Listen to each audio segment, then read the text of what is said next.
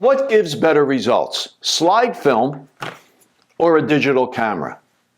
Keep watching this edition of Jules Voto's Photo Focus to find out. Several months ago, I bought 2 rolls of Ektachrome 100 slide film. They were $22 a roll. I wanted to compare the results from the slide film to my digital cameras. So the SS United States was leaving Philadelphia, and I went down there with a bunch of equipment. I did some video, I shot some still images with my D810 and also with my Z6 with the 24-200 zoom. And I also took some shots with my Nikon F2AS with 55mm 2.8 micro Nikkor lens, one of the sharpest Nikon F mount lenses, and a roll of Ektachrome 100. A few weeks after the SS United States left, I was in Cape May, New Jersey with my Nikon Z8 this time, with the same lens, the 24-200, and my F2AS with the 55 micro with that roll of Ektachrome still loaded. And I took a few shots there with each camera, similar shots. So I was curious to see the results. Which one worked out better? So after I finished the roll, I sent it off to Parsons, Kansas, to Dwayne's Photo for processing. And they offer a bunch of services. So what I did, I had them develop the film, and that was $750, develop the film and mount the slides. Also, high-res scans of each image, that was a total of $9. And the size of those files were 6,774 pixels by 4,492, so a nice size file. Also, they uploaded them and sent me an email when those photos were available, and I was able to download them from the web. And also they sent me out a CD of the scans. So the total cost for that was $28.50. The roll of film was $22. So my total cost there was $45.50. Now, I didn't have to go that route. I didn't have to have them do the scans. So that would have cost $750 for the process and mount, and then $5 to send it back, plus my cost to mail the film to them. So if I did it that way, we're looking at $34.50 for the processing, the mounting, the cost of the film. So we're still looking at almost $1 a frame. So it's much less expensive to shoot digital, of course, once you have the equipment. So I got the scans back. I wasn't very happy with the scans. They were, color-wise, they were off from the slides. The color balance was way off. So what I did, I then, using my Nikon ES-2 digitizer, I took a picture of each of those slides on my Z8 in RAW. Then brought them into Lightroom, made a little density correction. I really didn't play around with the color. So what we're going to be looking at are 3 versions of each image. We're going to look at the scan from Dwayne's. We're going to look at what I did with the ES-2. And we're going to look at a shot from either the Nikon Z6 for the ship or the Nikon Z8 for the shots in Cape May, New Jersey. Okay, real quick before we start looking at the images, here's the equipment I use, the F2AS with the 55-2.8 micro with the Ektachrome. I used the built-in meter on the F2. For the Z8, I was using matrix metering, standard picture control. I shot in RAW and then converted them in Lightroom. And I just did a small density correction. I did not play around with the color. And the reason for that is I wanted to keep this whole process as simple as possible, just making density corrections to both the raw files from the Z8 and Z6, and also from what I got with my ES-2. I didn't want to start complicating things by making color corrections to all the images. Okay, so here is the shot of the SS United States. So up on the upper left, we have the scan from Dwayne's photo. And on the right, we have what I did with the ES-2. And at the bottom is the shot out of the camera from the Z6. And you could see the color balance on the lab scan is really off. It's kind of green. Now, the image from the ES-2 is much closer to reality, but I could have easily changed that when I did the raw conversion. And on the bottom, we have the shot from the Z6, which is very accurate. And it's also much sharper.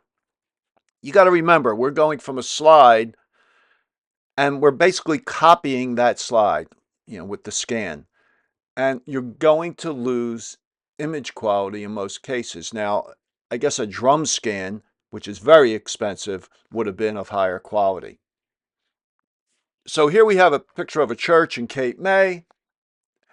And the upper left, again, is from Dwayne's. Again, the color balance is off. On the right is with the ES-2. I think that's a little too contrasty. But here we have the bottom image, which is very accurate as far as the color of the church, which is a gray stone. And also you will notice more detail on the left there where the sun is hitting the building. And you really can't recover that detail in the slides. If I had started to play around with the highlight slider in Lightroom, it would have just got darker. It wouldn't have showed any more detail.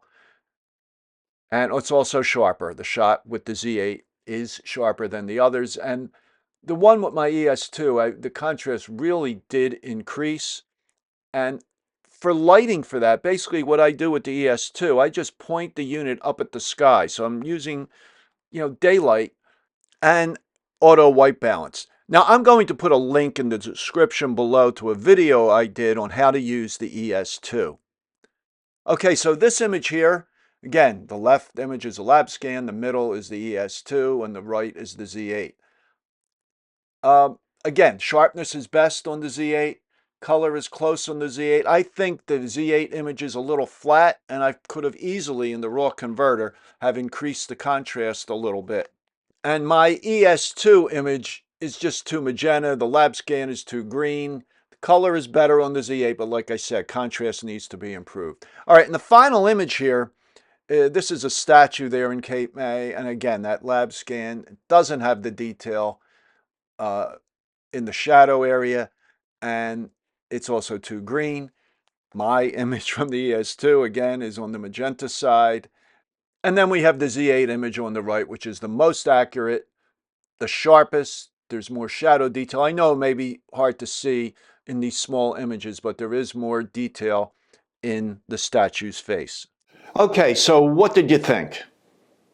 In my opinion, I think it's very obvious that the images from the digital cameras are superior. They're sharper. There's better dynamic range. We get much better highlight detail. And of course, we could play around with that even more in Lightroom, and the same thing with shadow detail. There's better shadow detail. Slide film has always had very narrow exposure latitude. So when I would shoot a lot of slide film back in the day, I would bracket my exposures. And then, of course, if you shoot slides today, you need to get them into your computer. Maybe you need to have prints made.